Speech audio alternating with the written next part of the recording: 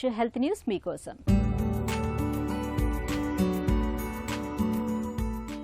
ఏదైనా ప్రమాదం జరిగి కాలినో వేలినో పూర్తిగా కోల్పోతే ఆ స్థానంలో కృత్రిమ కాలినో వేలినో డాక్టర్లు ఏర్పాటు చేస్తారు. అంతేకాని ఆ స్థానంలో తిరిగి మళ్లీ కొత్త వేలు పెరగటం గురించి ఎప్పుడైనా విన్నారా?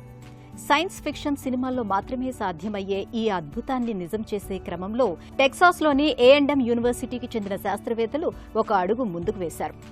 బల్లులు తమ తోకను కోల్పోతే తిరిగి మళ్లీ పొందుతాయి కదా, అలాగే క్షీరదాల్లో కూడా ఒక అవయవం కోల్పోతే ఆ స్థానంలో మళ్లీ దాన్ని పొందే శక్తి ఉందని, అందుకోసం వాటిలో దాగి ఉన్న కొన్ని జన్యువుల్ని మేల్కొల్పాలని శాస్త్రవేత్తలు అంటున్నారు. అనడమే కాదు, అందుకు అవసరమైన 2 రకాల ప్రోటీన్లతో రీజనరేటివ్ సీరంని తయారు చేశారు. ఈ సీరంలోని మొదటి FGF2 ప్రోటీన్ను అవయవం కోల్పోయిన చోట రాస్తే అది మచ్చపడకుండా చేసి కొత్త కణాలు ఏర్పడేలా చేస్తుంది. రెండో ప్రోటీన్ BMP2ను రాస్తే కీళ్లు, రక్తనాళాలు, కండరాలు కొత్తగా ఏర్పడతాయి. ఎలుకలపై చేసిన ఈ ప్రయోగంలో శాస్త్రవేత్తలు ఇలా కొత్త అవయవాల్ని పుట్టించి విజయవంతమయ్యారు.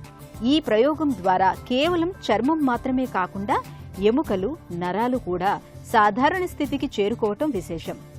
భవిష్యత్తులో ఈ సీరమును మనుషులపై కూడా ప్రయోగించి విజయవంతమైతే అంగవైకల్యంతో బాధపడే లక్షలాది మంది జీవితాల్లో సరికొత్త వెలుగులు నిండుతాయి.